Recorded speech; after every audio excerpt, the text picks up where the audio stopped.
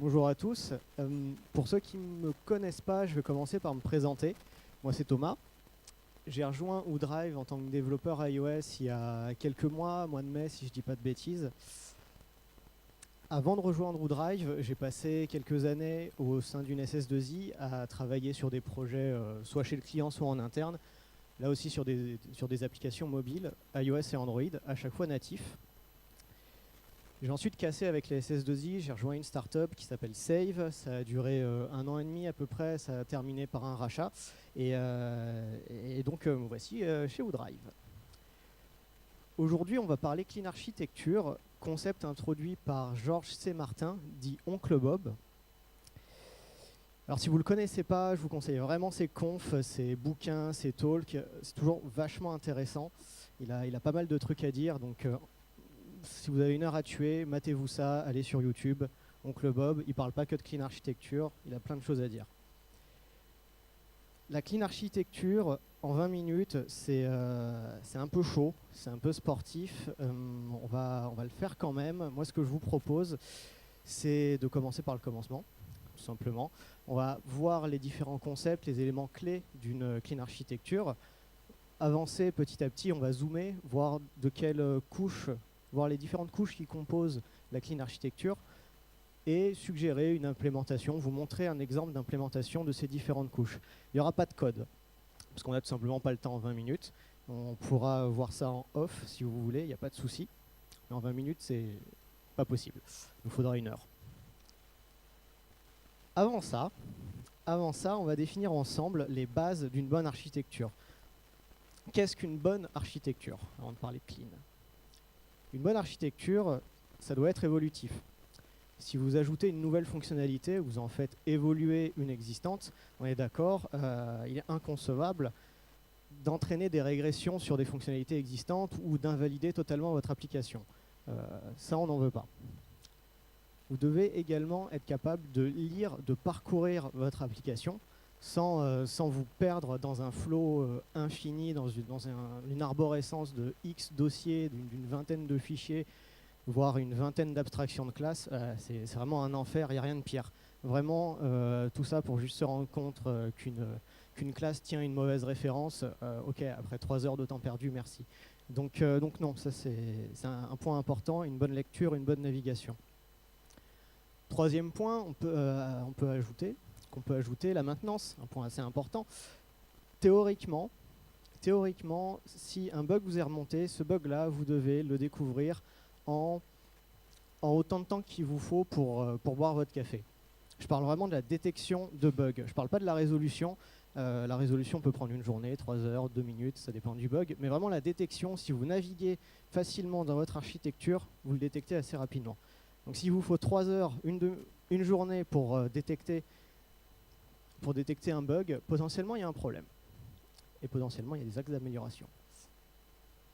Dernier point qu'on peut ajouter, c'est les tests. Une architecture, en général, on veut que ce soit testable. On veut pouvoir tester tous les composants de notre projet sans que ce soit galère. Et bien souvent, si on galère à réaliser un test sur une fonctionnalité, c'est qu'en fait, une partie de l'architecture est à revoir. Ça c'est les premiers points que je vous propose.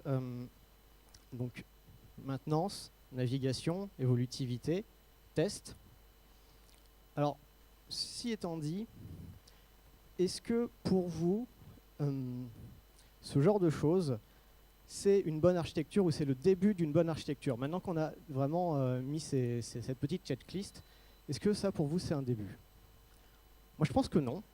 Je pense que non, parce que là qu'est-ce qu'on a? On a un langage, un IDE, on a des technos, c'est cool, c'est super. Ça c'est une liste de courses, concrètement, c'est une liste d'outils. Ça c'est un peu comme si vous aviez acheté un terrain, ok, il y a un arbre, il y a de la verdure, c'est super. Vous avez acheté un terrain, vous avez envie de construire une maison. L'architecte que vous avez engagé, il vient vous voir et il vous dit « ta baraque, je vais la construire avec un marteau, des clous et puis du ciment. » Ok.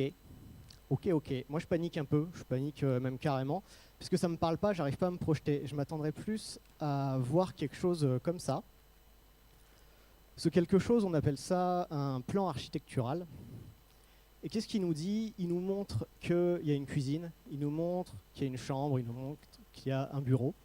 Donc ok, là ça me parle déjà plus.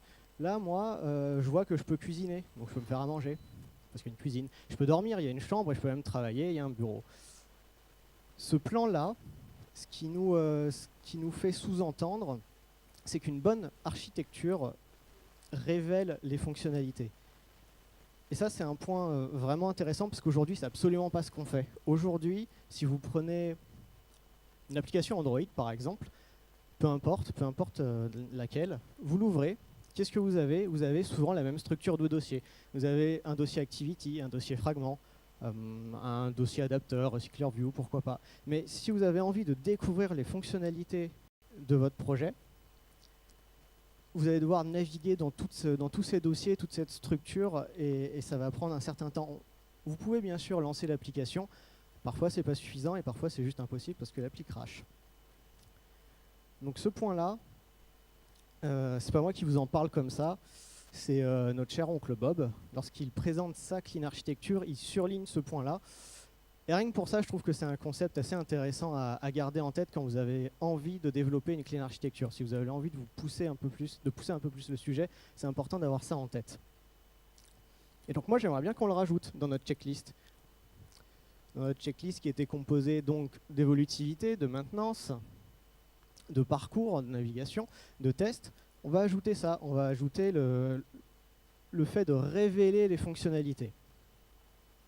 Donc ok, là on a notre checklist, mais c'est un peu abstrait, quoi. C'est des objectifs. Comment on fait? Comment on fait? Eh ben, avec de la clean architecture. Voilà. Tac. Ce que vous voyez là, c'est un schéma classique, une représentation classique. Vous allez sur Google Images, vous tapez clean architecture, ça sort, super, youpi.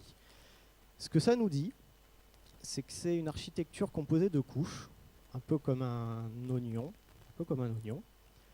Et ça nous dit aussi que la manière dont transite l'information, la manière dont communiquent les couches entre elles, se fait de l'extérieur vers l'intérieur, puis de l'intérieur vers l'extérieur. Sur cette représentation-là, vous pouvez imaginer une ligne horizontale qui traverserait l'ensemble de ces couches. On ne va pas rester plus longtemps que ça sur cette représentation-là. Ce que je vais faire, c'est qu'on va la découper. On va la découper pour regarder un peu plus de quoi est composée les différentes couches.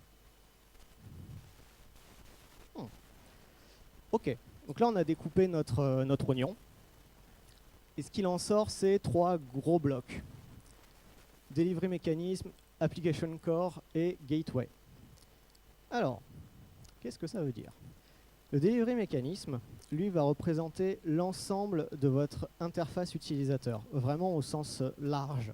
Vous pouvez prendre des écrans d'application web, on peut prendre des écrans d'application mobile, on peut même prendre des lignes de commande. Okay, c'est vraiment au sens large du terme. Tout ce que votre utilisateur va voir et tout ce avec quoi il va interagir se trouve dans le Delivery Mechanism. Le traitement business, par contre, lui va être dans ce qu'on appelle l'Application Core. Si vous avez, par exemple, une application de type explorateur de fichiers ou Finder pour les utilisateurs Mac, eh ben, votre représentation donc est dans le Delivery Mechanism, mais si je clique sur un dossier pour en récupérer les fichiers, tout ce traitement, le traitement de récupération des fichiers correspondant au dossier sélectionné, se fait dans l'Application Core. Dernier bloc, c'est la Gateway. Là-dedans, vous allez mettre toute votre politique d'accès aux données, qu'elles soient locales ou serveur. Serveur via un accès REST API, par exemple. Si vous avez une politique de synchro, c'est également dans la gateway que ça se passe. Pourquoi? Parce que souvent, ces points-là sont soit transverses. En fait, si on le déporte pas dans un point vraiment à part de votre projet, vous allez vous retrouver avec des dépendances de ces données vraiment partout dans votre application. Et si vous souhaitez changer de techno pour une base de données, pour un accès, pour une API, ce sera juste pas possible, vous allez mettre 10 mois. Donc cette partie-là, qui est souvent un peu frustrante à faire évoluer, à maintenir, on la met dans un bloc bien séparé. Dernier point, c'est les doubles barres que vous avez pu remarquer. Ces doubles barres-là représentent simplement une cassure nette entre les différentes couches. Aucune couche ne se connaissent directement entre elles. Il n'y a aucune référence concrète de la gateway vers l'application core ou inversement, et de Delivery Mechanism vers l'Application Core. Alors ça se traduit par quoi? Ça se traduit, alors d'un point de vue implémentation, d'un point de vue dev, ça se traduit par, ça peut se traduire par plusieurs choses. Par une interface, par exemple, par un système d'event bus. En fait, le choix de l'implème vous est propre. Vous pouvez la rendre light, vous pouvez la rendre très lourde en imaginant carrément une classe, un modèle de requête entre les différentes couches. Le choix vous est vraiment propre. À partir du moment que vous respectez cette abstraction, vous êtes bon. Donc ça, c'est vraiment important de l'avoir en tête si vous souhaitez faire de la clean architecture. On va zoomer un peu pour voir comment on peut implémenter ces couches-là, à commencer par le delivery mécanisme. Alors, ici, il y a déjà plus de choses. Il y a une view, un contrôleur, un interactor, presenter, view model, ok. Ce qui est important, c'est de comprendre la manière dont transite l'information, ok. Vous avez donc votre vue qui représente tout ce qui est visible. Vous voulez un choix de couleur, vert, jaune, rouge. Pour garder l'exemple du parcoureur de fichiers, une liste de dossiers, si vous voulez la représenter sous forme de liste, sous forme de tableau, c'est là-dedans que ça se passe. Par contre, si l'utilisateur clique sur un dossier, ou tape sur un dossier, cette interaction va être interceptée par ce qu'on appelle un contrôleur. Et le contrôleur, lui, va effectuer la requête à l'application core. Dans notre cas ici, c'est la récupération des fichiers concernés par le dossier. Cette requête, dans l'application core, est interceptée par un interactor. Un interactor, il faut vraiment le voir comme le point d'entrée business. Si vous avez une, deux, trois fonctionnalités, il n'est pas déconnant de voir un, deux ou trois interactors. On ne va pas rentrer plus loin que ça dans le détail sur l'interactor et tout ce qui se passe derrière. On va y revenir dans quelques instants. Mais une fois que ce traitement métier est fait, qu'on a bien récupéré notre liste de fichiers, cette donnée brute est renvoyée à ce qu'on appelle un présenteur. Et le présenteur, son rôle est de la pré-mâcher, de la formater, de sorte que la vue ait simplement besoin de l'afficher à un endroit précis. L'objectif, c'est que la vue soit si stupide, en fait, qu'elle ait juste besoin de dire « je prends cette information, je la mets là, je la prends là, je la mets là, c'est fini ». J'ai pas de traitement, pas de traitement métier ou de format, quoi que ce soit. Pour prendre un exemple, si vous avez un fichier avec une date de modification, la donnée brute aura donc une propriété date. Mais comme vous le savez, une date, elle a plusieurs formats. Selon le pays, peu importe, il y a plusieurs formats pour une date de représentation. Et c'est le présenteur qui, lui, va formater et pré-mâcher cette date-là pour l'afficher, pour la donner à la vue, pour qu'elle l'affiche. Donc votre donnée brute va avoir une date, mais votre view model, qui sortira du présenteur, lui aura uniquement une chaîne de caractères directement représentable par la vue. Je vais faire une petite parenthèse, parce que moi, quand je vois ça, en fait, ça me fait vachement penser à des patterns existants. On a un contrôleur, on a une view, bon, on n'est pas loin du MVC, par exemple. Et j'ai l'impression que, bon, on doit l'avoir dans ce schéma-là à 80, voire peut-être même 90%, alors que là, on est à la moitié de la clean architecture. Et du coup, pourquoi? C'est un peu troublant. Historiquement, un MVC, le MVC n'a pas été designé pour répondre à un besoin d'architecture d'application complète. À la base, le MVC était fait pour une réalisation de composants graphiques. Si dans votre projet, vous avez 10 écrans, eh ben, à l'origine, il n'était pas déconnant de voir 10 MVC différents.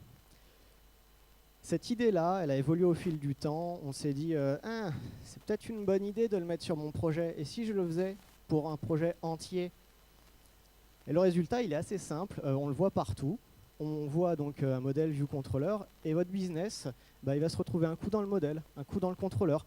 On va même faire des méthodes, des classes utiles, des classes helper qui vont tenir 2000, 3000, 4000 lignes avec des implémentations, des dépendances un peu partout. Et ça, vraiment, c'est pas maintenable. Si une classe de 5000 lignes était maintenable, en fait, on se ferait pas chier, on ferait un mail et on mettrait tout notre projet dedans. Donc, bonne idée, mauvaise implémentation.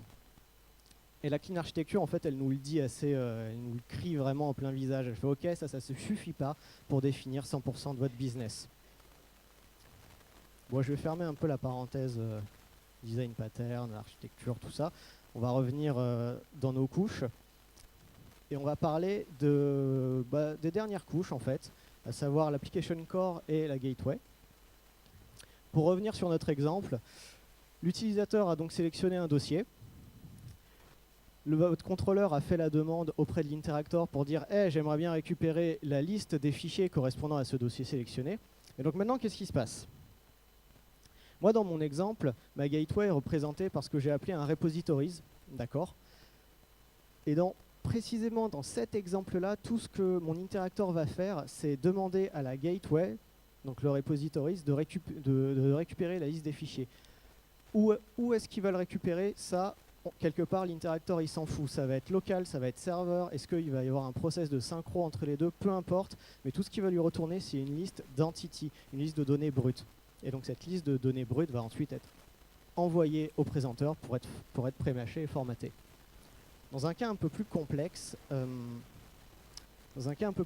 moi ce que je fais souvent, c'est que je crée des classes un peu unitaires que j'appelle workers. Si par exemple, si admettons on avait un algorithme quelconque à appliquer à notre liste de fichiers avant de la renvoyer, eh ben, je me crée une classe ou algorithme worker qui va appliquer son algo sur cette liste de fichiers et ensuite la renvoyer. L'idée, c'est que votre interactor, pour ceux qui sont familiers avec les notions de future et de promise, l'idée c'est que votre interactor soit une suite d'appels de méthodes un peu type zen, zen, zen, zen. C'est bête, c'est une manière un peu bête de voir ça, mais c'est une première approche. En gros, votre interactor, en tant que point d'entrée, il va juste dire je fais ça, ensuite ça, il va découper votre enchaînement pour répondre à la demande qui lui a été faite. Voilà. Pour ceux qui veulent voir le flux dans son ensemble, ça ressemble à ça.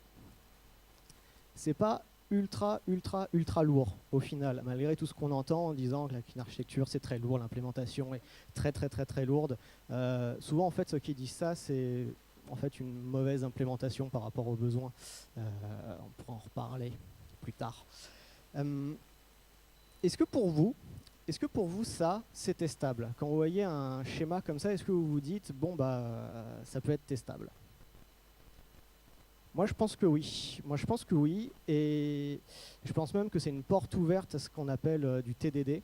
Vous avez sûrement déjà entendu parler, mais votre architecture, si elle est découpée, si chaque classe répond à un besoin précis, vous allez vraiment pouvoir tester par composant votre application. Et ça déjà c'est un gros plus, c'est vraiment un gros bonus et souvent c'est pas ce qu'on a. Et vous allez pouvoir vous fier à ces tests-là. Alors dans les tests, il y a souvent une douleur qui s'appelle les tests de vue, les tests UI. C'est une douleur parce que c'est lourd à mettre en place, c'est lourd à maintenir. Bien souvent, on n'y arrive pas, donc on peut pas s'y fier, c'est l'enfer. Merci. La clean architecture, elle, sa réponse à cette problématique-là, elle est simple. Parce que votre vue est stupide et que 100% de votre business démarre aux interactors, bah en fait, vous n'avez pas besoin de la tester. Il n'y a juste aucun intérêt de le faire. Et en fait, moi, cette réponse, elle me va, parce qu'elle me dit de faire moins de taf. Donc, ça me va. Ça me va vraiment. Je vais m'arrêter là, parce que petit à petit, là, je suis en train de dériver sur du test unitaire, sur l'intérêt du TDD. Ce n'est pas l'objectif de cette presse aujourd'hui, bien que ça m'intéresse beaucoup comme sujet. Mais on va s'arrêter là. Et bien, je vous remercie de m'avoir écouté.